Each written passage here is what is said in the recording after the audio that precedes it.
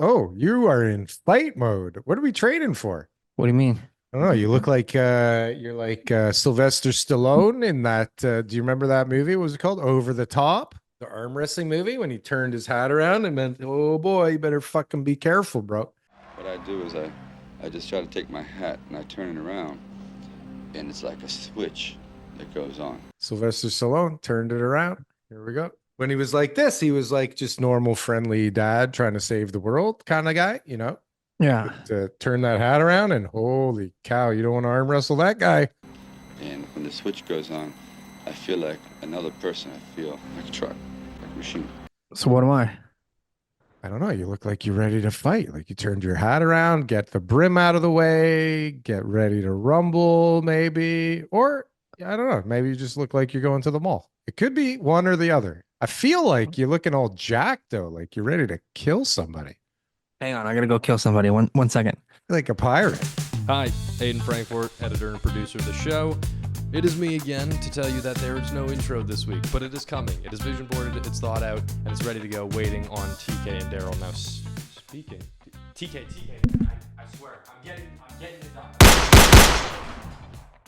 What's our show called now, TK? Do you remember? Under the table. Under the Table. Is that a good name? I let's- don't know if there's a consensus.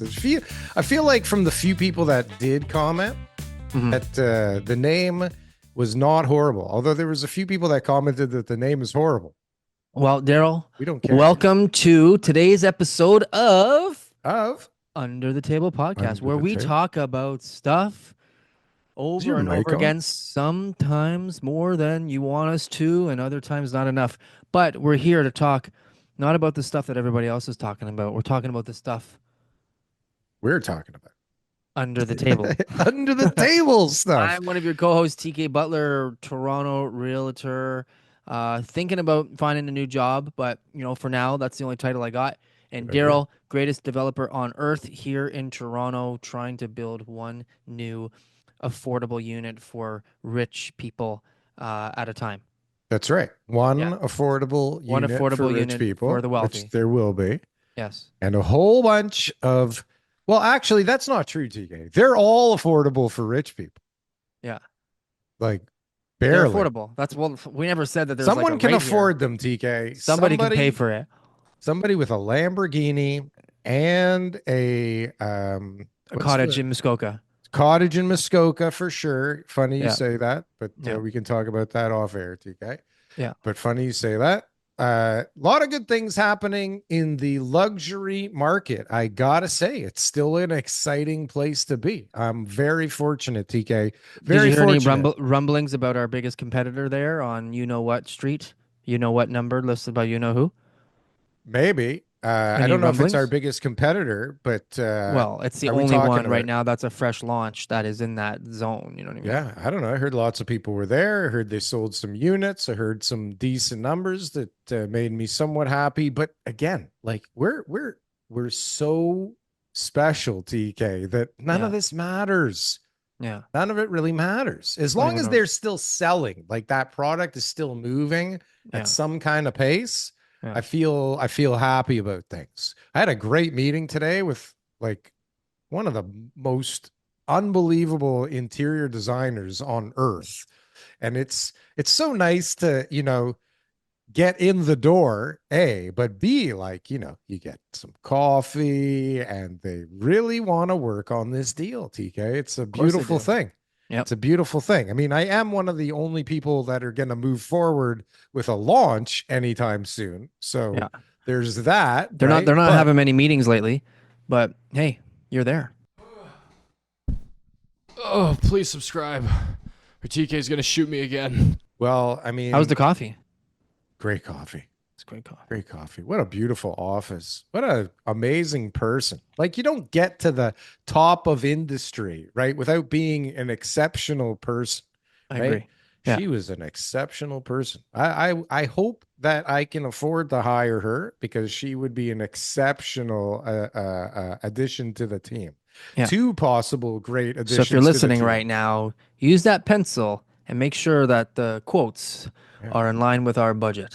Yeah, remember that I looked familiar? Well, maybe this show is why. I look familiar to lots of people, TK. They can't pinpoint it because maybe they don't realize that somebody you see on the show is a kind of different individual than, that drives around town with the best deals in the world, right? It's I a agree. different Daryl, right? I agree. Yeah. So in case Anyways, you guys listening to the show right now are like, who's doing deals with Darryl? It's a different person. it's a It's different not the person. same Darryl. Yeah. All right. Yeah. This is under the table podcast, Darryl. This is Under the Table Podcast, Daryl, who was Yeah. just reborn like last week, apparently, from Yeah. the Canadian real estate show, Daryl, Old who news. who had followed the Toronto real estate show, Daryl. And it seems like, we like to change That Daryl's, the name of the show. They're similar, but they're different. They're different. Same, but different. TK is the same. TK is consistency. With No, me, I think I'm under the table. TK is a little bit different. He's are we willing going to to see a different TK? he's willing to dig into things a little bit deeper with Darryl. He's like Is he's he willing to willing go to- down some roads, whether I think they're good roads to go down or not. Oh, I can't I just wait. wanna like entertain the idea. You know what I mean? Sometimes you wanna live That's a the little whole bit thing, right? adventurously. Yeah, listen, Yeah. it's not that I'm crazy and I believe all the stuff that I like to discuss, but they do tickle the mind. And some of them, they are compelling. And some of them are probably the truth. There's all kinds of stuff out there. But TK, I'm so excited because Yeah. I'm going to take you down some paths along with our viewers that are going to be, most people will unsub from the channel and some of them okay. will just love this stuff. Some Where would people we are gonna start with the unsubscribe, but crazies? But we're not forget doing about this- that. we're not doing this to the subscribers. So a little bit Okay. of real estate update. Okay. Okay. Strong activity. Showings are up big time. Our deals are up for sure. So Deals are definitely. what are we comparing from when to when? Like last just week like to this based week? on how many deals we did in March, how many deals we did in April, how many deals we're doing lots of deals right now. Lots of But deals. they're ramping up. Every month is getting better. It's seasonal. Yes, there's more deals. We had a great April, and May's coming up to be another good month. But there's all different reasons for that because it doesn't necessarily mean the market's doing better. I sold a detached house, What does it mean? Oakwood in St. Clair, Yeah. listed at $1,050,000, sold for $1,205,000. 1,205,000. 155,000 over asking. Wasn't the highest offer. Wasn't the Just highest so people offer. know, if you're a buyer, you don't have to pay the highest price to win the property. You have What to won have them the over? right. Well, you had a firm offer, you had a good Ah. deposit, you had the right closing, and they assumed the tenant.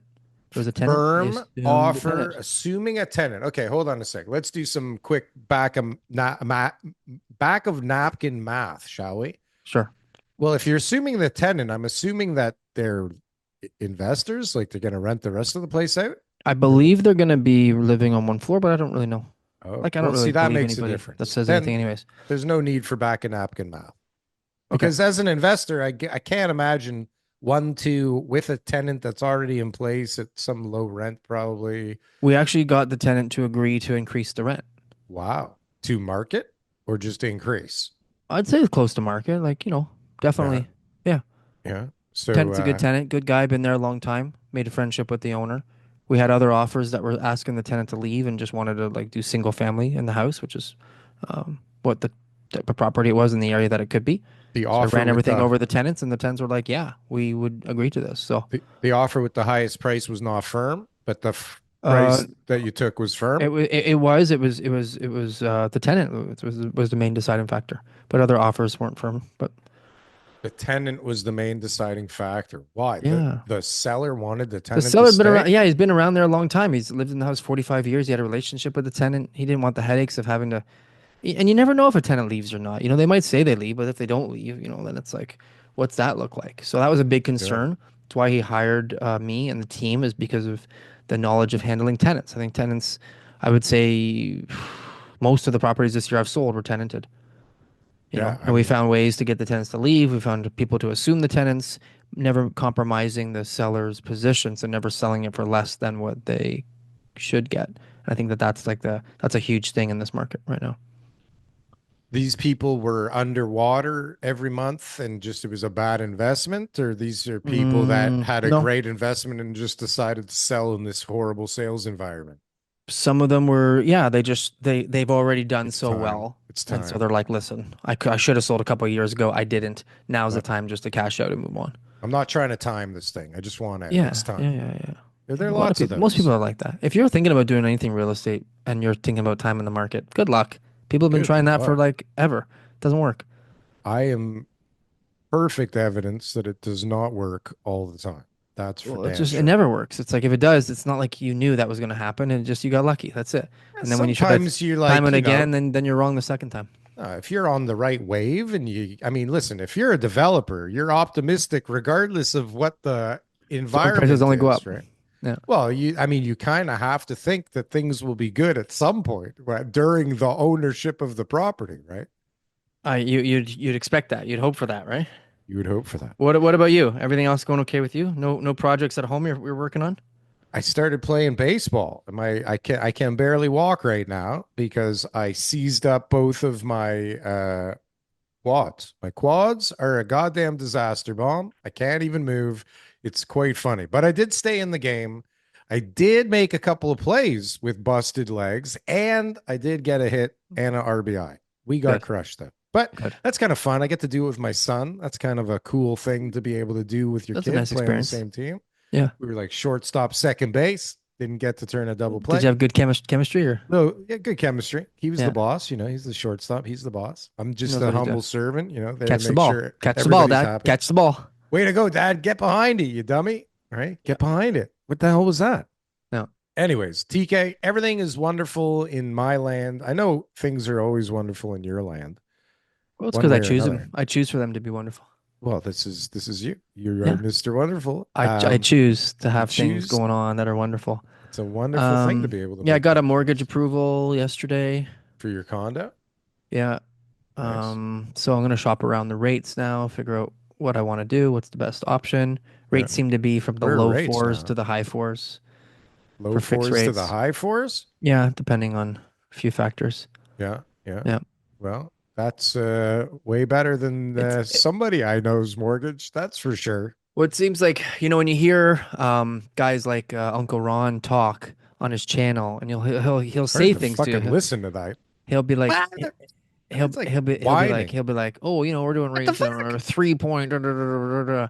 It's like you guys have to understand, like this is marketing, right? He knows what he's doing. He knows how to get people to call, because when you do call for those rates, it's going to be like, well, we got a month ago, we got that rate, Yeah. and that guy's particular situation was da, da, da, Yeah. da, da, da, da. And it's Yeah. just like you don't qualify for that. It's Yeah. 4 point, That's 3. not for you. You know what I mean? So Yeah. you don't want that rate because of it's just the way the industry is. There might be a lender who's like willing to compete for your business because you have all those pieces of the puzzle in place. Yeah. But it doesn't necessarily mean that that's where rates are for everybody else. No. Well, a couple of things happened in the last couple of days that I'd like your opinion on. Tell me. I wonder I won't which share it with way anybody. this will move the real estate market. So two things happened this week that I think are fairly important. One, they announced the new housing minister, who apparently doesn't seem to think that prices need to go down as part of the solution. It's just make more affordable housing, which is like, I don't know how he came up with this. It's earth shattering government, right? Like this is mind blowing ideas here. Yeah. Right. More affordable housing to stabilize the market, which has never been tried before and never been promised before. This is a first. Okay. Yeah. So, but we got that guy who, I don't know what he did before housing minister. He was something. He was already in the cabinet because it's the exact same government. But the other thing that happened is, and I don't know if this is inflationary or what, but it seems to me that we've gone from 2015, where the Liberal government promised that the budget would balance itself, TK, to now we are not even going to have a budget. How that's got to be good for real estate prices, no? Like, don't those two things sound like What's a positive. budget anyways? You know what I mean? Like money is Right. just like they just create money whenever they need it. Like there's really no sense of them really doing anything whatsoever. And that budget Another nothing burger. as they inflate, right? As Yeah. they inflate the heck out of our currency and they devalue it like continuously over the next 20 years, they're going to be paying off that debt with future dollars. And so for them, it means absolutely nothing. It means You know, absolutely imagine what nothing. the conversations were like back however long ago this was. Let's say it was like post World War II, and they were just like, we're gonna spend $1 million on infrastructure. What? Right? You know what I mean? $1 million? Where's Yeah. that going to come from? How are we ever gonna get that? There's gonna be $1 billion worth of debt over the next 20 years. How could we ever What? climb our way out of that? We're And now they're talking just like, trillions now. Ukraine, how much money do you guys need? 20 billion? Why don't we do 25? Just because sending the money's a little expensive, I might as well just send it out now, and then that way, we can catch up with it later, right? Yeah. So We'll that's let the you guys difference. figure out what to do with it. $1 trillion 50 years from now is not going to be a big deal. They're just Right. going to be like, just give them $1 trillion, just Yeah. pass Just send the, them $1 trillion. where do we get the trillion from? I don't know. Like, What's we the got it from difference? that fund, we got the development charge fund, we got the Section 37 funds, we got the, provincial taxes, we got the housing accelerator fund. All of them have $1 trillion in it. You choose. Pick one. Pick a Pick one. trillion. Yeah. Right? Our Bitcoin is going to be worth. So this is not 2 going to trillion. be a good thing for real estate prices. This will make no difference. The fact that our leader has decided we don't need. Okay. So let's take a project, for example. Okay. That, Yeah. You want to try and make, we want the project to be successful, don't we? At the onset, the idea is Yes. for it to be successful. Yes. For it to be successful means certain things to certain people, most of Success. which is making money, right? People, money. Right. So if you have a budget, right? And I actually wrote something about this over the last couple of days in my Substack, TK, not to plug my Substack, but No. a budget is not a completely real thing. It's a target, right? It's an ideal. It's an idea. It's a hopeful thing, right? It's a living, breathing, fluid. It's a guide. It's a guide. So you know how much over budget or under budget you are at any moment in time. That's all it is. So like some days you can feel really good about yourself that you kind of beat that budget line and you feel like a superstar. And other days you can feel like a total piece of shit because you got to explain to everybody why you were so wrong on this budget item. Right. Yes. And find a good way to, weave those together so that you come out and you look okay. But the point of what I'm saying is that if I didn't have the budget at all and I didn't have that anxiety of looking good and feeling good and doing what I said I would do or something within acceptable parameters, it could be very easy to just say, oh yeah, sure, I would love that. For sure, put a sauna in every unit. Like, right? Who cares if we have to redo all of the plumbing in the building now? I like this idea, right? You can't do stuff like that. Slaps you in the face a little bit and says, hey, Darryl, don't forget the budget. Yeah, remember the budget. But so, imagine having control of a country and you didn't have that barometer that said, you're too far off the track, bro. What are you doing? We're gonna go bankrupt. We're fixing things. Why would anyone have the expectation that the same government was going to come in and fix anything? Like, whose idea was that? People? Like, who would have said having the same liberal government is going to fix housing prices? Like, that's not we're getting the exact same government that we've always had. I mean, I'm not disagreeing with how people voted. People can vote however they want. Yeah. So therefore, anybody who did vote for that got the same they were obviously happy with the government the way it was, so they voted for them again. It's a democracy. Like I'm not here to make this a big deal, but the bottom line is their expectations should be in line with the same policies that the government has been leading the country for the last decade. That's just what it is.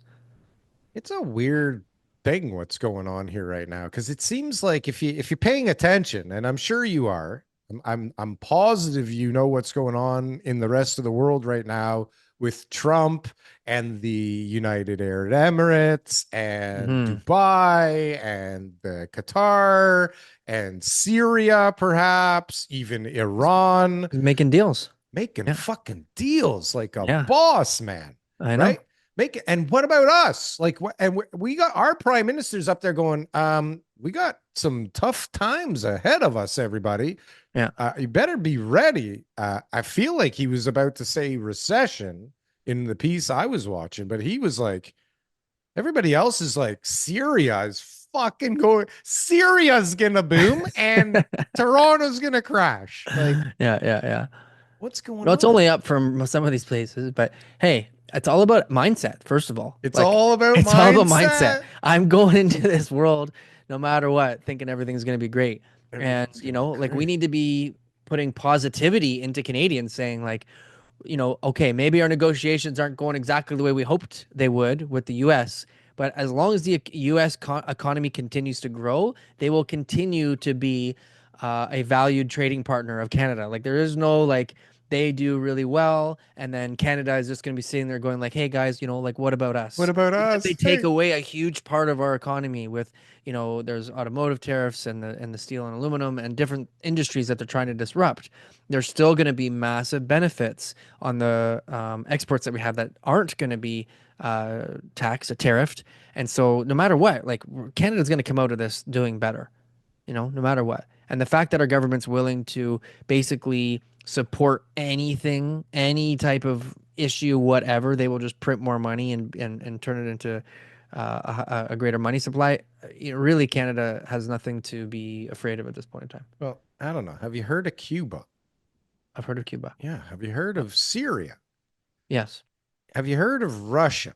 I've heard of Russia. Well, all these places are heavily sanctioned by the US and they make it very hard to operate. And all of those places, I imagine, have something or Yes. some things that the United States uh, likes or uses or needs, I think, Sure. right? But you cannot relate us to Cuba, Syria, and Russia Why and expect Russia? We can compare us to Russia. I mean, not proximity. Although Russia and the United States at one point, I think they're like within a few feet of each other.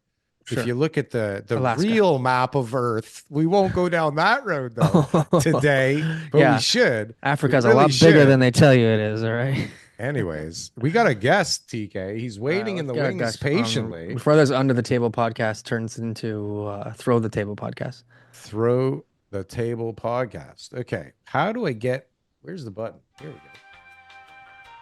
I did it.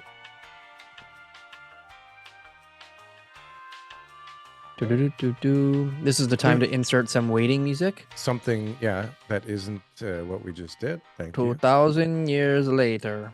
20 years later. There he is. Welcome to the show, Norman, Norman. Hi, Darryl. Hi, TK. how are you? doing? Good. How are you? Fantastic. We've got our show started. We changed the name of our show, so I just want to let you know, Norman, you are the first guest of the guest. Under the Table podcast. Wow. It's How my does that honor. feel? It's your honor. That's Yeah. right. Yeah, it's my honor. I'm That's so right. glad to be the first guest to be here. So, what's the name of the new show? Under the Table Oh, Under the Table. Under the Okay. Table. podcast. Yes. It's a little play on words. Not little only is the shady title sounding. Under the Table, but the stuff we talk about is a little under the table too. Really? It's maybe, but So far, It's, no, but that's the idea. so far yes. So far yes. So far, yes, I We're mean. getting there, and we're hoping today there's going to be a little bit more of that. I mean, we've right. already got a lot of Canadian real estate content. There's already guys who do better channels than us. You got a great channel. Everyone should check out. You got a lot of great content. Yeah. There's a lot of other great people, friends of the show, who come on here who are guests who've got great podcasts, and they do such a great job collecting information. And Darryl and I, we just like to have fun. So we're spreading our wings. We're now called the Under the Table podcast, so that we can talk about more than just that, local Canadian real estate scene of regurgitated info. So That's right. but how's the market, Norman? What's going From on? your perspective. It's good. It has been a very quiet year starting 2025, but believe it or not, I sold 3 homes in the past week. In the past There you go. week, where? Yeah. Um, Two are still conditional, but the first one is 28 free land. It's in downtown. The project was called Wanyang. But yeah. we know Wanyang is the Toronto Star building, but Pinnacle called this project Wanyang, and the Smart. actual address is 28 Freeland. I sold a Yeah. 1+1 unit there. Yeah. Good. I sold another Sounds two okay. houses, one in Markham and one in Midtown. Wow. Good. Both houses are still under conditional period. So, well, what Right. changed? Don't Did jinx something it. Don't jinx it. change? Did something change in the last week? Do you feel like the wind shifted a little? I think so. I have to agree with that. I think the biggest concern for Canadians, especially the Canadian real estate market, are three things, maybe four things. Okay. The first thing is the interest rate hike. That's why I call it three, because it's no longer really a problem. The interest rate is going down, although it paused last time, but I think there's another 50 to 75 beeps drop this year. So it's no longer unaffordable. 1 year's 18 months ago, the interest rate was unaffordable. So the second thing is the Canadian election. Um, it has been done. It has a schedule. But before that happens, people are concerned. It's uncertainty of the market. So people are concerned.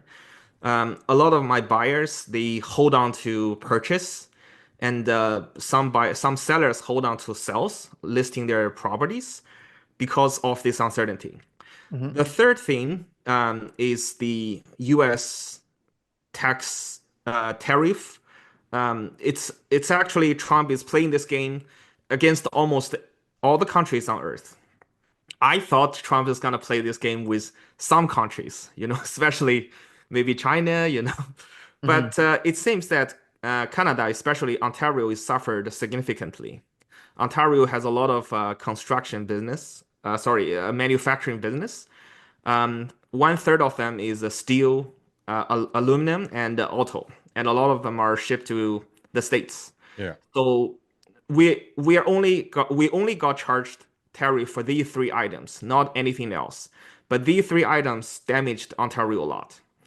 I think there's a trend that this tariff war is going to cool down a little bit, and eventually, after the Canadian election, after the deal between U.S. and China, U.S. and the UK, there will be something happening between Canada and the States down the road. Well, didn't Trump announce something recently that there's going to be some big, giant, earth-shattering deal announced with Canada? Yeah, I but he but he didn't. wa- he mentioned it briefly, but he didn't talk I think about came that in out. like a tariff sense. No, It was like no. something else. He was Yeah, it like was relating it to something something else. else. Yeah, Yeah. yeah, Yeah. you're right. Sorry. So Okay, it yeah. could be like we're increasing our border security and fentanyl is going to be crossed. But we have limited time, right? So we want to focus on stuff that I think is a hot topic right now, and that's what's going on right now in China, right? So you Yeah. obviously have this is what I'm getting, and I want to hear from you. You give me your perspective. I can look on YouTube and it says China won the tariff war and see 100 videos on that, and then another 100 videos that says U.S. won the tariff war, and it's like totally opposite opinions regurgitating information that they're getting from different sources. Yeah. Like, what's the real story here? Who, like, in my perspective, I'll tell you after. I want to hear your perspective. In my perspective, it's clear that one side came out better than the other. Yeah. That's a very interesting question, and it's also my pleasure to be here to share my opinion. I think both views that you saw online, they are somehow true. At the same time, they are also somehow political. Some of the accounts could be supported by US or China government to promote that they win, but this is politics. Politics is never about win or lose. It's about I take more profit or I take a better position. I'm like 60% winning, you're 40% winning. Not like I'm 100%, you're 0%. And that never happens in politics. It's always an art of balance and always an art of how um, do you comment on this? For example, India and Pakistan was in a brief war. After the war, both of them claimed that they win, right? But I didn't go into very details, but both of the parties claim they win because it's politics. It's the Yeah. same thing with the China and US trade war. So clearly, U.S. started this. I think for the current position, I would say probably China's is taking a little bit more benefit than the States because U.S. started and U.S. decided to stop it. In a way, um, I have to say US didn't win, okay, as a result. At the same time, I think China and US, their economic interest is tied too closely. It's very difficult for them to separate from each other. Even a lot of campaign materials that Trump's using, they're all made in China, right? The biggest buyer and the biggest seller on earth, they can never really fight against each other and burn each other's house. Not Um, completely. Yeah, so if both party they are doing this trading, this is game theory, both are like positive 100. If both are not doing the trading, maybe China is negative 70, US maybe is negative 80. You can't say that China went that way because it's not doing business with US and I lose less. I don't treat that as a win. I treat that as a loss. And you can only claim that maybe US lost a little bit more. So I think overall, if Trump just increased the tariff by a little bit, US probably would take more benefits from it because um, this trade war, there's clearly no winner. If US really wants to cut the tie with China, what will happen is that the inflation in US will be huge, like to a level that nobody can suffer. Not anyone who vote for Trump can suffer. And to China, many people will lose their job. Their unemployment rate goes high, like taking the rocket. So no party will win. But if Trump just increased by a little, I assume that most Chinese companies, the manufacturers, they will digest more costs of that tariff applied to China. But now, since Trump increased the tariff by like 100 or even 120%, the profit margin for the Chinese manufacturing company is not that big. They can no longer produce. And once they decide not to produce and ship to US, in that perspective, US would lose more because I think US is a smaller government. China is a bigger government. When the inflation is so high in the States, people will complain. People will march on the street. People will protest.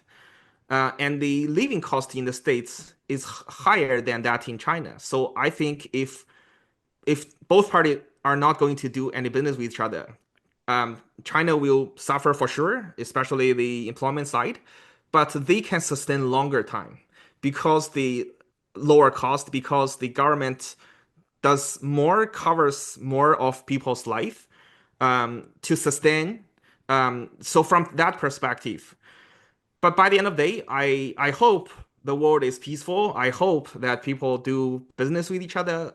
Everyone can benefit. I'm glad that something happened so that we come back to a stage where people are still doing business with each other.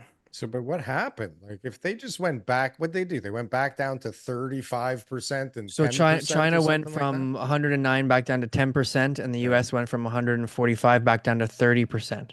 US was What at was the point 10% of this whole before, thing? but they added 20 before this tariff war. So now they're at 30 still. So in the end, it's a 90-day pause to figure out what they're going to do, which to me seems like, because it was US imposed, it feels like the US backed off a little bit. And just like Canada is finding new ways to trade. We're selling that much more energy to China now. We're making relationships over the pond in Europe again. We're looking at interprovincially. China did the same thing. They increased their exports to Africa by 20%. Didn't they just Their overall exports went up over the last quarter. They're doing fine without the US buying anything, really. It's just specific industries that were heavily exported to the U.S. right now we're struggling, but they also have 1 point something billion people to deal with internally. Like, do they really need the U.S. as much as the U.S. needs China? Well, that's a I whole think other both story. parties needs each other. Yeah. I don't see US become a manufacturing company anymore because you can only import one thing. You have to choose. You either, export. You can only choose between two things, which one you are going to export. The first thing is your product. The second thing is your money, your currency. Think about it. If you export your currency, people needs to send you product to exchange for that currency. And you can charge a what I call a currency tax because for example, smaller country, they borrow US dollars so that they can trade. And you can just US government can just print the money, send the money to the smaller countries so that they can trade and charge them an interest because they borrow US dollar. In that way, US is the largest country that export currency. And China, on the other side, it doesn't really export currency. It export um, Product. products like Stuff. Yeah. goods. So China sell a lot of goods globally, and they collect a lot of currency like US dollars, euros, Japanese yen, and then they have to buy the debt of the specific countries so that their currency can still generate some profit. I think, in a way, this trading relationship between China and the US is healthy. There's no way you can export both. If you export both, how the counterparty can ever buy any Yeah, of who's these goods buying? with you, right? Yeah, who's buying? Yeah. So they cannot just give you gold, right? I'm going to give you 1 ounce of gold to buy some currency, some goods. Yeah. That's not going to happen, right? There's only a limited amount of gold that can exist on Earth. So I think it's a smart position for China and the US to both decide on what they're going to ship. It's going to be worse off for all the other countries if both countries decides to export products or both countries decide to export currency. Mm-hmm. It's a good, healthy globalization that we've experienced, and I think one of the biggest things that the U.S. has an issue with, and probably where Trump is coming from, in a lot of this. If you look post World War II, the U.S. was 50% of the global economy, Yeah, and now it's 25%. yeah, So Make America Great Again is based on the premise of how to turn the US into a superpower. But it's not the same anymore. China is a superpower. They can't handle that pressure. They can't handle the fact that China's got the, second biggest economy in the world, probably growing to going to be the number one economy in the world. That's just something that happens, as globalization happens. But like you said, it But doesn't they don't mean want that to doesn't mean not that tell they people what to do. but they don't need to take over the U.S.'s position. The U.S. can still be the bully in the schoolyard, and as what Norman describes as exporting currency, Yeah. while China is still going to be a major, superpower, an economic power that's going to be exporting products because it's Yeah. what the think about it. Energy Doesn't costs work, are Darryl. lower there. Energy costs are lower there. Product costs, labor costs. The Chinese systems, all their technology that they've perfected over the last 20 years in order to be able to build something. You can't just train Americans No, they're going to overtake America. That's what America's afraid of because they're they're afraid of. better. There's more of them. They're growing. They're But getting think about smarter. what Norman just said though. We can't have them be exporting currency and products, which I know what you're saying. It's But not they quite kind exactly of, like that, but I understand what you're trying to say China with that. can though. But China kind of can because they've got this whole class of people. Well, a lot of them just became middle class, but there's still a huge class of people, like hundreds of millions of people that could become the buyers for their own currency, their own products. Like they could keep it internal, right? But then they have trillions of dollars at risk of the United States money, right? And so they're in this thing where they're tied together because they need each other so that it doesn't all collapse because they both have each other by the balls financially, right? They have so much of the United States debt that if they screw around too much with the states, that's a big problem for them because the states can just say, you know what? You're never seeing your money back again. Like, go screw yourselves. And here's the boats and here's the planes and who knows what happens from there. But they can do that, right? And this is the real standoff is like everybody knows China's going to take over at some point, but and the states is like we can't let this happen at all costs. We can't. So they go and they make like a deal with Syria and they unlock a whole population of buyers, right? They go to the United Arab Emirates and they go to Qatar and they make these deals because it unlocks like this new buying group, right? Because But buying what though? everything, everything, military stuff, technology, But if you don't have oil. any products to sell, What's that? but if you don't have any products to sell, Yeah, but right? they do. They have all that. Look, they just They made have, I know, $150 billion but dollar I guess defense my deal. point is this is what China does as far as the manufacturing side can't be replaced anywhere else. India, never gonna happen. India, they're, you know, the Trying, no, India's It's never not gonna happen. happening soon. I think India trying. has a moral issue with their business relationship. They've been cheating on a lot of international companies. That doesn't only limit to Chinese companies. There's U.S. company, Korea company. All these companies, like even Elon Musk, tried to open a store or open a manufacturing factory in India, and then he canceled that plan because of this issue. Yeah, it's crazy. Yeah. But Yeah, I think all these topics, right, are all sort of part of like something that goes back really, really, really far. And I think Yeah. when like, you know, you go back into like imperialism and stuff like that, you know, like the England, you know, taking Hong Kong and all that kind of stuff. China looks at this like, hey, there's a Western sort of power out there that wants to, you know, like remember how there was like JD Vance was saying things like peasants and like they were talking down to Chinese and all that kind of stuff. They have like this image of like we're never going to give in. And I think the stance that the Chinese took to stick up to the U.S. because they're the only country that did. Every other country, including in Canada. Remember, Canada. Doug Ford said we're doing the power 25%. That was gone Right. within 24 hours of that. Yeah. We backed down. China was the only country that actually stood up to the U.S. and I fought for think what it Canada was. also fight back. Canada increased the Yeah, we fought back with tariff on tariffs. aluminum, on steels, and auto as well. Yeah. I'm not saying we didn't fight back, but the effectiveness of what we did compared to what China did, every other country gave in. Yeah. Canada, we, you know, remember we get our own media's side of the story too. In the end, they're a superpower. They've got too much buying power. They've got too much control of what it is. And I think that China wasn't going to let that happen. What do you think is going on right now with the Chinese government? Do you think that that's something that has got a lot of stability right now based on what you know about it? Are the people I happy think there? so. I think so. Yeah. Yeah. Yeah. Yeah. So Population's happy. They're not like feeling like they're under surveillance and they have the credit scores and all the weird shit people always talk about. Everything's Uh, I cool. I think in a way that most Chinese people they are actually backing up with the government's position against the U.S. trade war. yeah, Um, so I think that's also one thing that China probably did better than the States is that the public is actually supporting the fight back. okay, You Unified. know, in the States, somehow people have different opinions.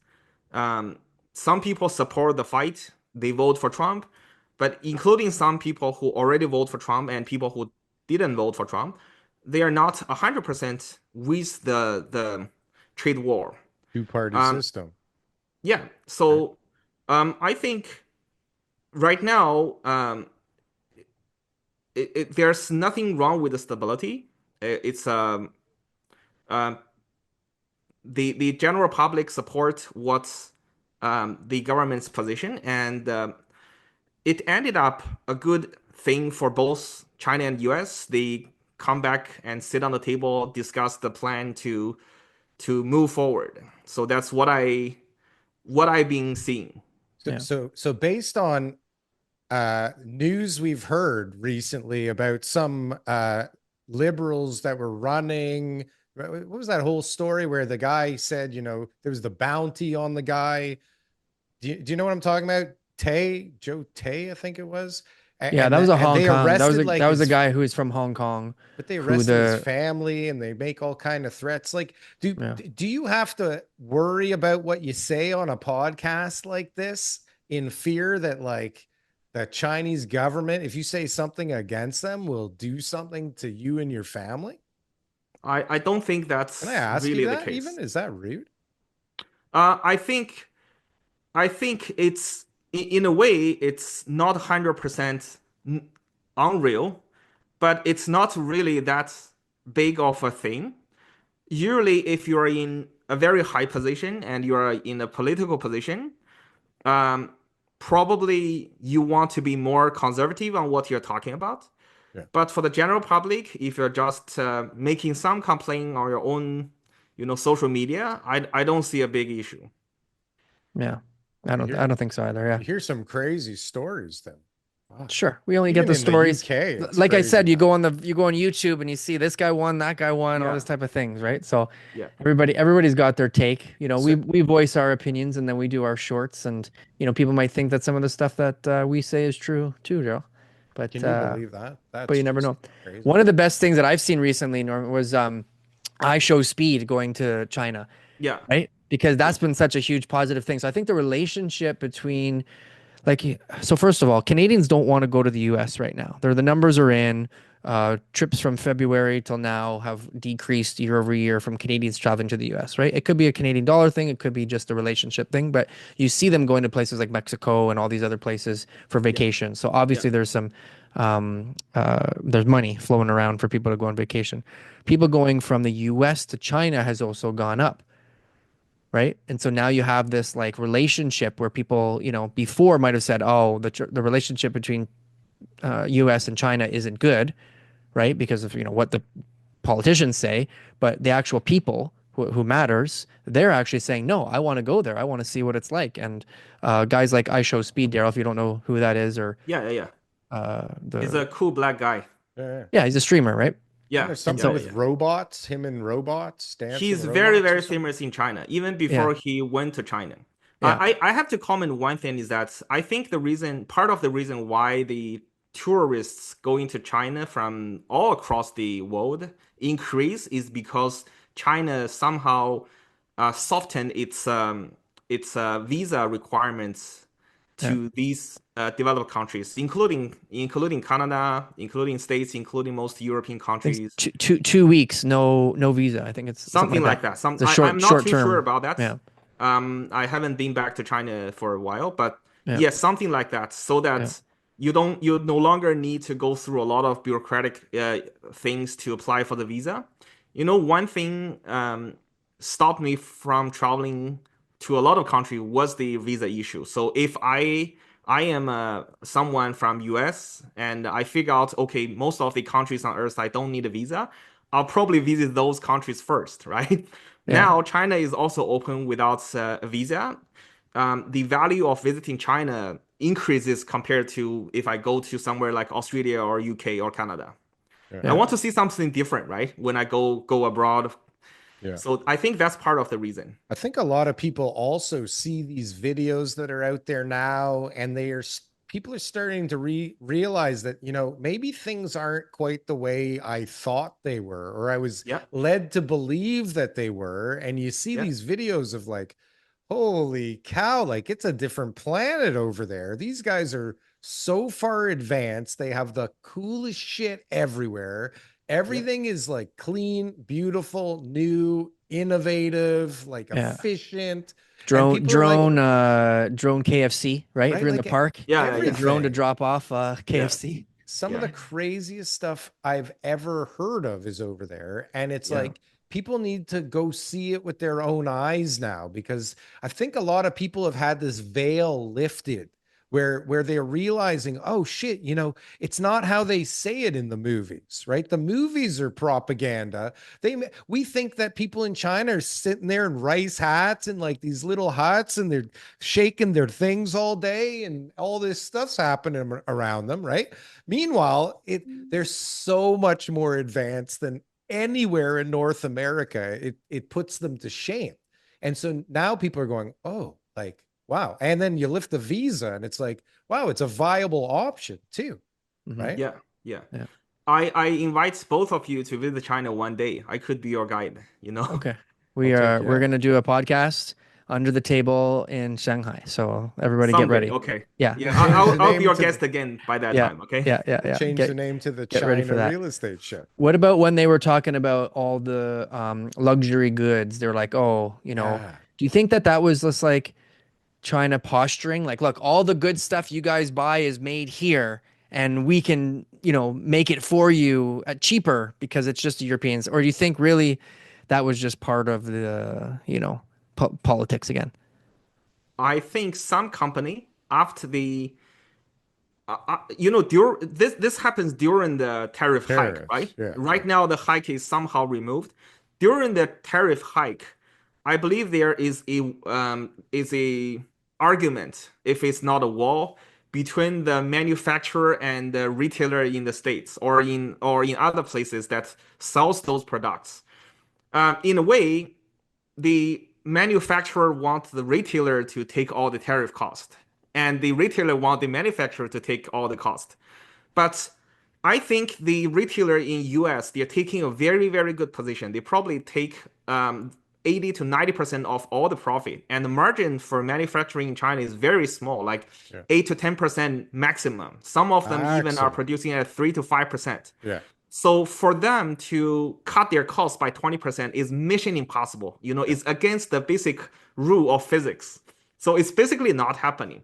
For them to defend them, for the manufacturing companies to defend themselves, what can they say? They can only disclose how much they are producing it and how much they are selling to US retailer, right? That's something US retailer doesn't want the manufacturing to disclose at all because that harms the US retailers' negotiation power. So I think it's not really something political or something propaganda. It's the manufacturing that they really don't have anything else they can do to defend themselves. They have to put a position in the negotiation with the US retailers. So as part of that, they somehow disclose their cost. Good. I think it was a brilliant strategic move by the manufacturers over there. I think again, another veil lifted on the public of like, Yeah. holy shit. I people honestly, like for a Louis Vuitton purse, people are Yeah. paying like thousands and thousands of dollars for Yeah. something that's made for $250.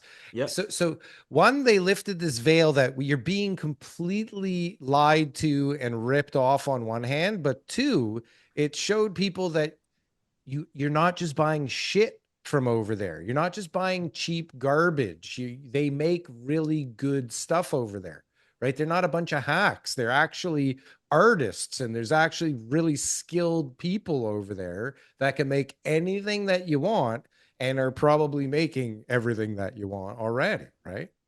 Yeah. Yeah. Like we heard the for case. years that Reebok and Nike and Adidas, like they're all made in the same bloody building, right? Yeah.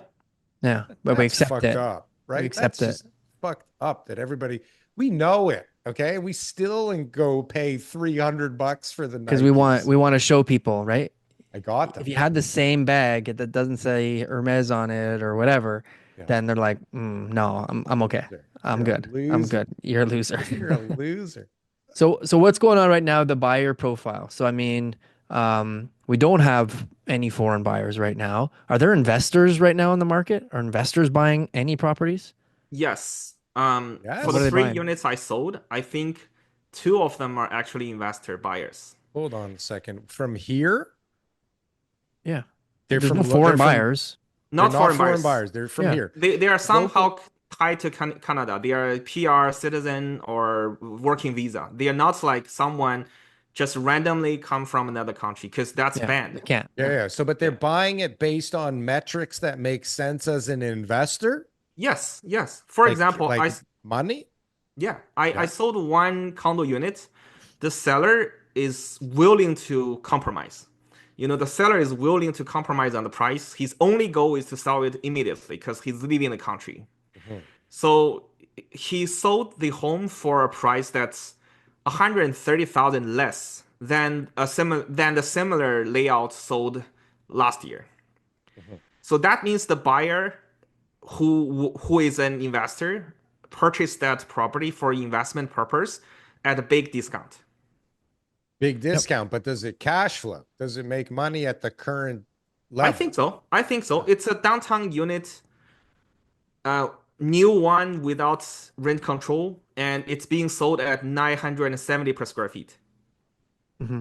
Either way, though, he may not be looking for cash flow. He might be looking for Well, appreciation, listen. right? It's downtown condo. So Yeah, So he's an investor. So he's looking in, he's getting equity on the buy, yeah. and he feels I'm happy with getting a little bit of a discount, which I get that. Are you a real estate agent and you're looking to make a change anywhere in Ontario? Guess what? We're hiring. Frankly and Associates, #1 team in the GTA for all Remax teams, #1 team for all teams from all companies for number of units sold throughout Toronto. So if you're looking to make a change, best decision I ever made was to join Frankly and Associates.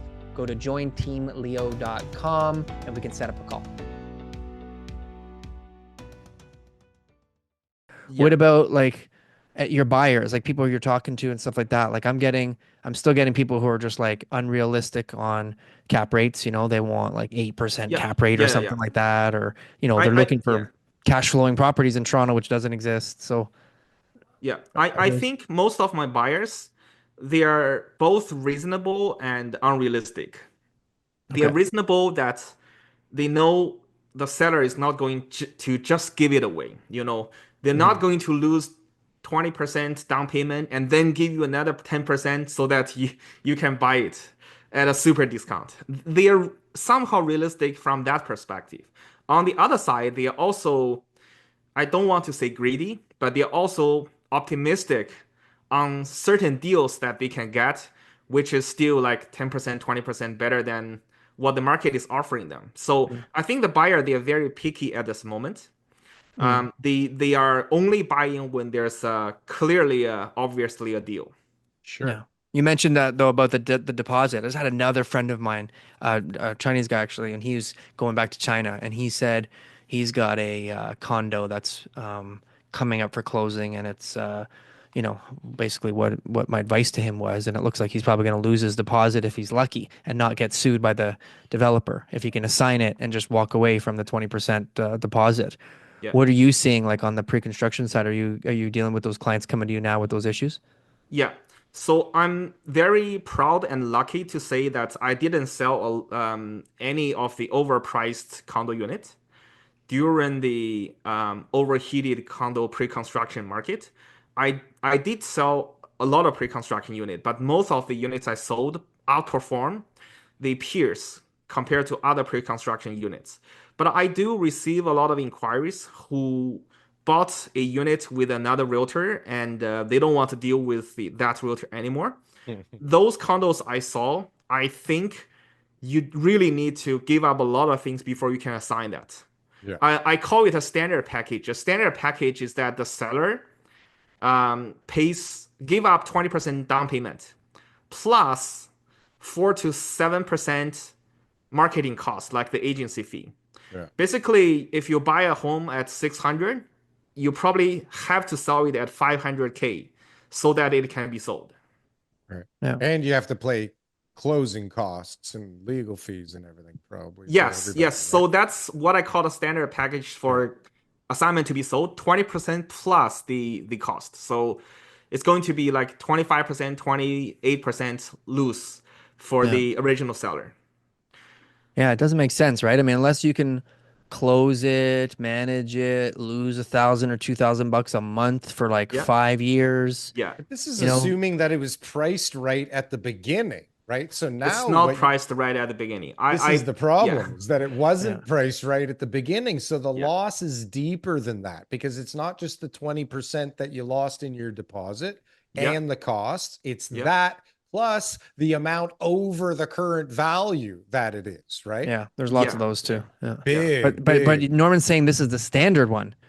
This That's is If the you no, want to he's saying assign that's the any standard overpriced deal. condo, Yeah. yeah, exactly. That's not even the overpriced ones. That's just like Right. your standard like you want to assign, okay, you give up your 20% and you pay an extra Well, 5% what's not in fees. overpriced? What But what deals are going like what deals are people not able to close on that weren't overpriced? Like there must be some that are coming up now that were sold at reasonable levels, right? That were probably I don't cheap. know of any because we're back to 2018 prices. So it would have had to have been like 2016 or 17 that they bought, and those have all been completed. I've seen Jesus. several deals that the buyer, original purchaser of pre-construct unit, they bought at a very good price, like 700, $800 in square one. I think that's Yeah. a good price. The reason they have to assign that unit is because they used to be qualified for mortgage, but they are Oh. not smart enough to do the mortgage when they purchased it. Mhm. Now they don't qualify for that mortgage anymore, and they don't have the remaining money to close it. Mhm. For some cases like that, I think they are losing 5 to 10% because their unit is already very attractive. Maybe they can give 10K, 20K as an incentive in terms of the price, but they still need to pay the agency fee. Mhm. Mhm. Okay, so there's probably some examples out there. There's a launch that's coming out in Milton that's like starting at 800 bucks a foot. Um, there's obviously inventory out there that's sitting, you know what I mean? But like, Yeah, who's going to be buying pre-construction condos for the next couple years, I don't know. Why? Yeah, I doubt. why? Yeah. I right? doubt. Last year there were 30,000, based on Urban Nations report, there were 30,000 completion of condos, Hmm. but there were 4,600 units sold. This doesn't last. You can't just sell 4,000 units and to complete 30,000 every year. Hmm. Yeah. And this year, there will be another 30,000 completion. All these units were sold between 2019 and 2021. But this year, 2025, 30,000 completing, but I think we're only selling maybe 2,000 units. It's going to be fewer than 2024. So in 3 to 4 years, you will find out that the completion will be a lot less by that Yeah. time. So I think because of this fear, some people they already lost money by buying pre-construction. If they don't, maybe their family, their friends have a big loss from pre-construction. Even people who didn't buy and lose from pre-construction, they will hesitate until the market really correct itself and until people lose that mind, lose that memory of losing big on pre-construction, people will start buying pre-construction again. Yeah.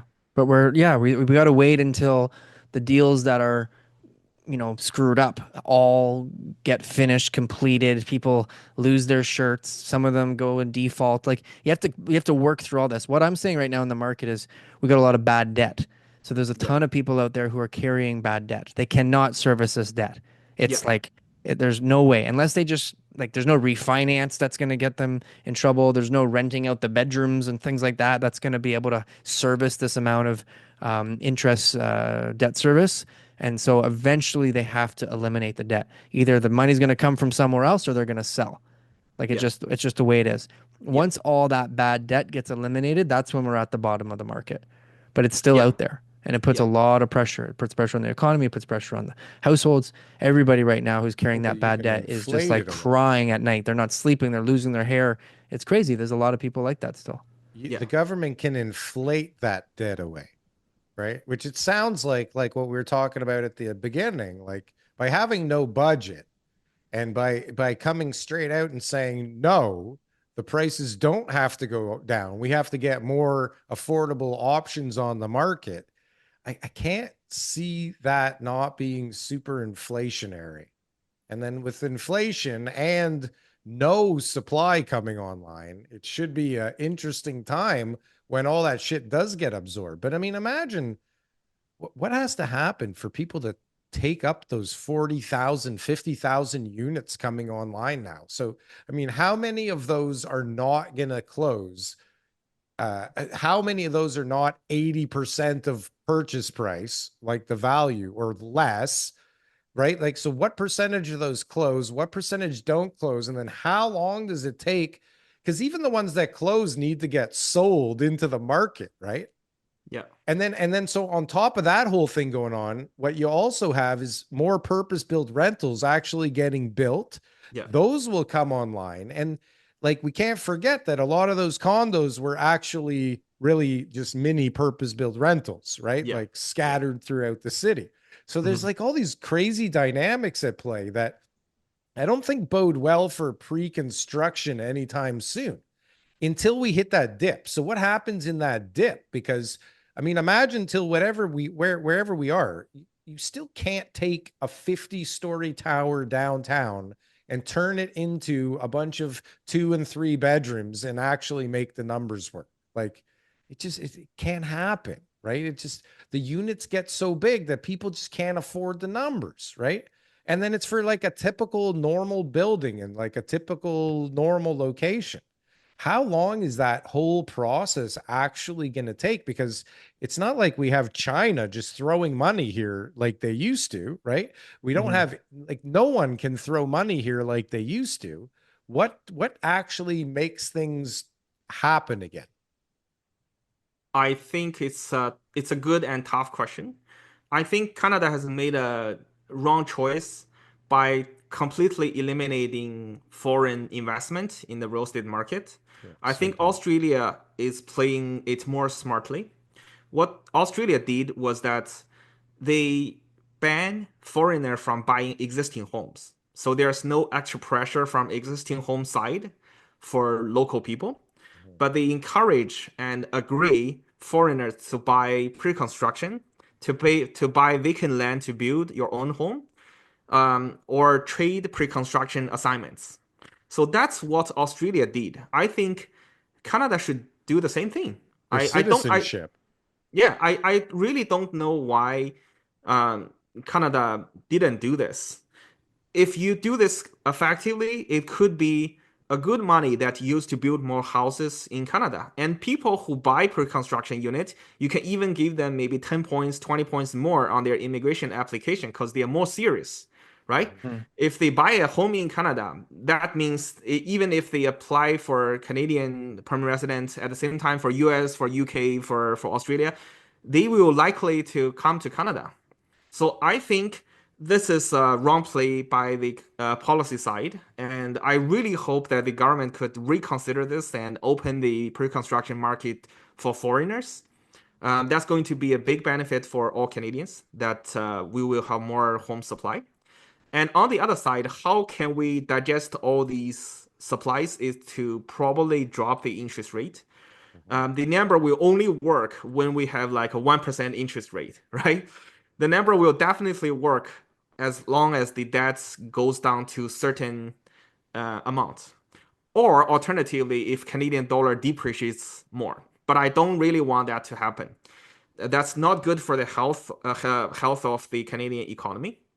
At the same time, I'm also worried because a lot of people are going to default on the pre-construction they purchased. They probably cannot afford to close it. Some people who have loose tie with Canada, they may leave the country, so you have no one to chase after. Yeah. Some people who could claim bankruptcy, they transfer their debt to someone, their asset to the other. Knock knock. Something like that will happen. So That's I good think, advice. yeah, Yeah. I Good don't the advice think to the sell your home developer. and Yeah, sorry, go ahead. no, go ahead, keep going. Yeah, so the developer will probably pause launching new projects. They may definitely recycle some of the units they've already sold and sell it again as inventory. That could be a new way to supply pre-construction this year and maybe next year.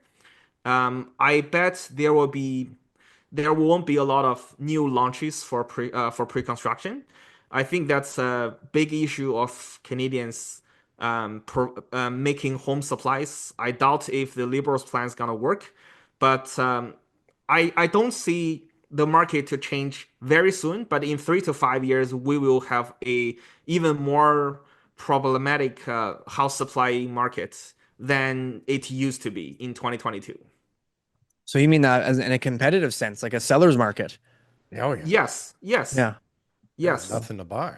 Look, there's cycles, right? So real estate comes in cycles, and so we're in the recession cycle, right?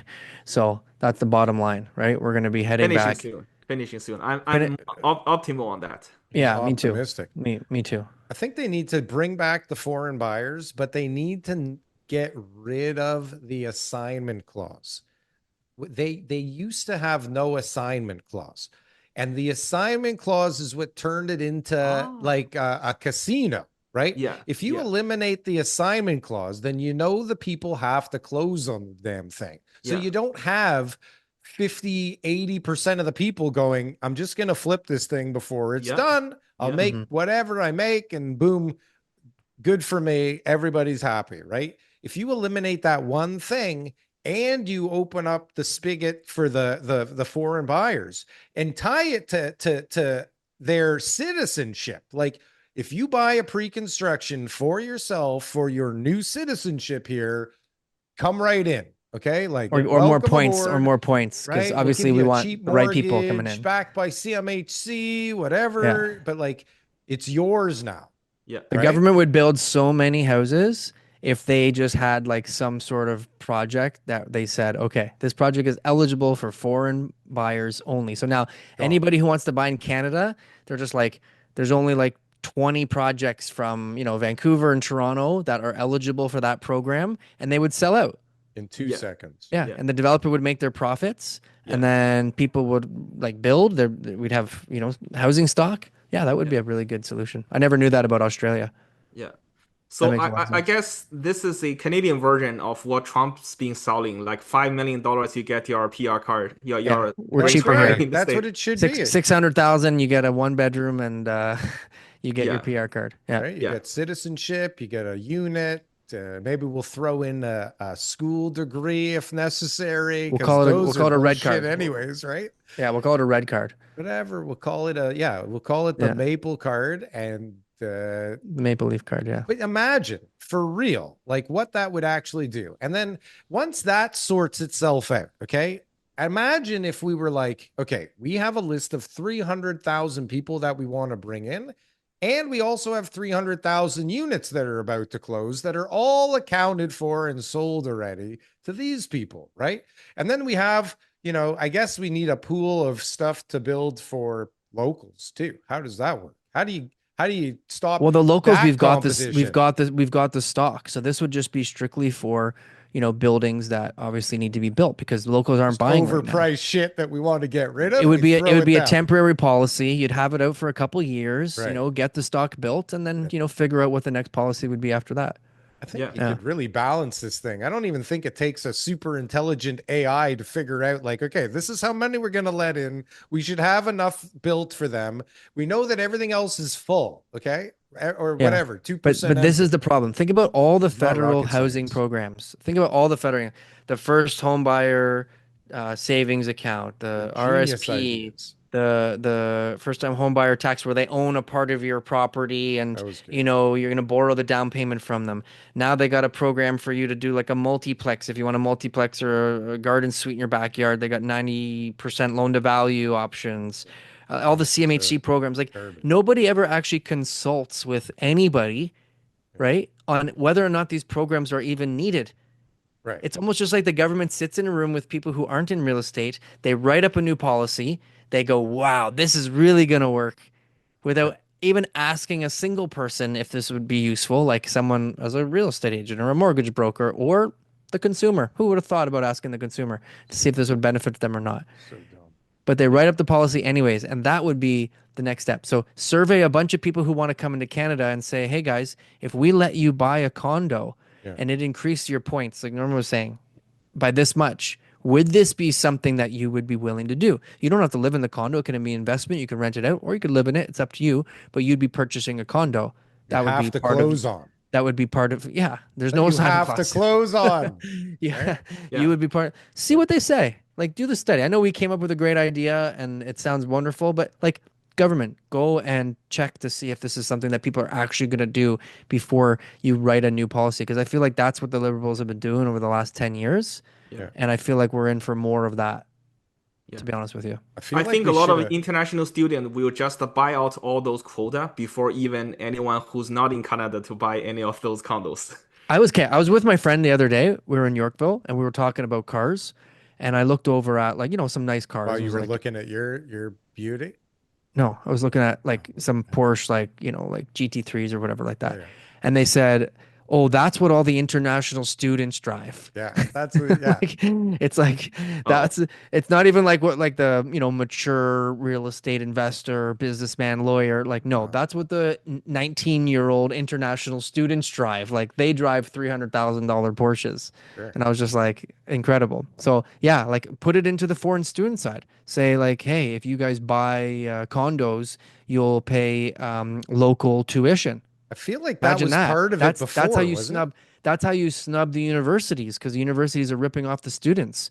You say, hey, international students, you can buy real estate and we'll give you like a temporary residency if you go and buy one of these projects. Like there's so many ways to stimulate Yeah. growth without the government using their own money and screwing it up, Yeah. because Yeah. they are going to screw it up. We all know that. There is no Then you can save converting on your office tuition spaces or the postal. Yeah, because you're not a foreign student anymore. They you're can't not a charge foreign you student anymore. triple, right? Look, Google Toronto, University of Toronto, international and domestic rates. It's Domestic's triple. You don't need to 15,000. Google that. My cousin just joined U of T. He Yeah. paid 72,000 for his first year, like Yeah. For first 8 months. year? 75 is international, 15 is domestic. 72,000. How much was 72,000 for Canadian. local? 15,000? 6,000 to 6,000 6 to versus 8,000. 72? Yeah. Yeah, that's That's like the three times. upcharge. That's nine like times. Nine that's times. crazy. How Yeah. do you get away with that bullshit? How do they get away with that? That's so fucking So crazy. no wonder they want international students. That's I wouldn't want to maddening. have any local people. Yeah. Like, That's listen, man, you need to go to like Dalhousie or something. But cares where. What about we got Bob's Jim from drummer India school, coming from here. right? He's paying Anywhere. $72,000. We don't Yeah. need you. And Yeah. you know what happened to him is that Canada is cutting the visas that they give out to students and to foreigners. Yeah. My cousin should join U of T by September, but he got his visa in November, so he has to delay one semester. So Okay. strategically, government doing that to select, oh, even if I delay you for one semester, you still want to come to Canada. Okay, that means you really want to come to Canada. Okay. Wow. Really? If I delay you by one semester, you go to Australia. Bye bye. Yeah. You're not serious. Okay. We don't Yeah. want not serious people. Yeah. That's But how actually many smart. people? So again, I asked my same friend and I said, how many people stay? But this is Chinese. So like none, like very, very little. Like Norman, like you know that, right? Like most of them What do you mean, after they after get their school? degrees, it's a better life for them in China. They got their their dad's a families got billionaire money. there. You know what I mean? They got everything they need. They don't need to Yeah. work hard like the average person. They're just Right. like, I'm just here for school. Like, why would I want to stay here? Like it's cold and there's nothing to do at night. Yeah. You know? I So- think it really depends. There are two groups of people from China. I was born in China originally. I didn't drive a Porsche, when I was an international student, and I even paid off my international tuition fee by trading real estate. Yeah. So I think there are two groups of people. People who are super rich, they don't need to work here. They don't need to work in China. They can live wherever they want. Their family is gonna fund them. If that's the case, I think probably you could have a more dynamic, more colorful life in China. There are more things to entertain yourself. But there are also a lot more people who are more like a middle class. It's really cost them a good fortune to study in Canada. For those people, I think there are still a lot of them stays in Canada after they graduate. I think for our generation, even for our next half generation, like my cousin, who is 19 years old now. So for people in this 1.5 generation, Canada is still a country, including US, are still the country that you can make more money by working as a normal job. So from career life path purpose, I think Canada is still, in most perspective, more attractive than most of the job opportunities in China. But for lifestyle and culture things, it's arguable. You can choose Canada, you can choose China. Yeah, but you also had a good start. You had a good real estate business on the real estate, property side as well too. So, like, I wouldn't say that you would be the normal case study, right? Like you started, working young and being successful young, and were able to pay off those tuitions. Whereas I think a lot of people after school, they might be able to get a job, but their satisfaction in life may not be as high if they're just working, even as a lawyer or whatever, making $120,000 a year. You kind of go, what am I doing this all for, right? I think for the lifestyle side, what iShowSpeed shows, what you're imagining is mostly correct. It's a lot cheaper to live in China, at the same time a lot cheaper to enjoy a lot of things. But I think the income in China is still not very high at this moment, right? the GDP per capita in China is just over 10,000 USD. So Mm-hmm. that means if you work a normal job in Beijing and Shanghai, you barely save a lot if you do social life, um, if you want to enjoy your leisure time, if you don't want to overwork. And Yeah. I think the uh, workaholic culture and the overwork habit in China is not as It's great. stressful. Yeah. Yeah, it's very stressful. So people work longer hours in China than that in Canada, and Yeah. because of that, and because people make less money, the birth rate in China is also a problem for most of the cities. Yeah, my friend who works in Beijing for a company that's owned by Mercedes, they do data input or something like that. I converted the salary, and it's $130,000 a year Canadian, so it's good, Yeah, right? But like Beijing expenses are high and lots of overtime, yeah, like well, like like from like the morning till like night, like every day, five yeah, 5 days a week, sometimes on Saturdays. So yeah, the overtime is a big deal. yeah. Well, anyways, Norman. Give us a little shameless plug here. Where can people find you? Your channels, social media. Share it with people so people who are listening. The greatest Under the Table podcast episode ever. It's our first one, our first guest, Norman. Yeah. Let them know where they can find you. Yeah, so you can find me on YouTube. You search my first and last name, Norman XU. XU is my last name. I have two channels. One is in Mandarin Chinese, one is in English. I shoot videos, talk about different things like the real estate market, talk about uh, home tours. I do home tours. So you can find me on YouTube. Can I, is it safe or is it good to show my phone number or? Sure. I put mine Yeah, up all the time. Like Yeah, absolutely. Yeah. so yeah, you can find my phone number as well. I'm also on WhatsApp, so you can text me. You can find my phone number on YouTube as well. But if in this channel, my number is 647-994-0228. 647-994-0228. You can text me over the phone or you can text me on WhatsApp. I'm glad to chat. Whether it's real estate related or not, hit me a call, text me. I'm glad to chat. Okay. Awesome. First guest Perfect. to ever give out his phone number like that. He's just that. like, It's great. no big deal. Give me a call. I Yeah. got nothing to hide. Puts Well, we Yeah. appreciate you, Norman. We had you on before, which would have been well over a year now. Yeah. Probably 2023. So we'll get you on again in the future. I appreciate it, Thank man. you. It's my great pleasure, and it's always nice to meet both of you. And let's grab a coffee sometime. We always Let's do it. meet Yeah, let's do it online. in person. Let's Yeah. do it. I'll Yes. set it up. No Yeah, more please. COVID. I don't Let's get some think. hot pot. Let's get some hot pot. There you go. Now you're talking. Okay. Now you know a lot of Chinese stuff. Hot pot. Yeah, good. I love hot We'll talk about it over hot pot. Okay. Cool. Perfect. All right. Thanks, Thanks, Norman. Norman. Take care. Congratulations on your show. Okay, I hope it went well. I hope to see you guys online all the time. Okay. Yeah, man. We're doing okay. We're doing okay. We got a few people listening every week, so just little by little. Okay. Okay.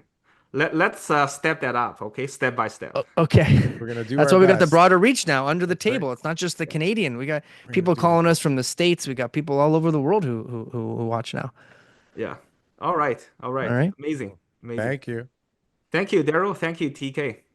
Talk soon. This shit is taking 5 years.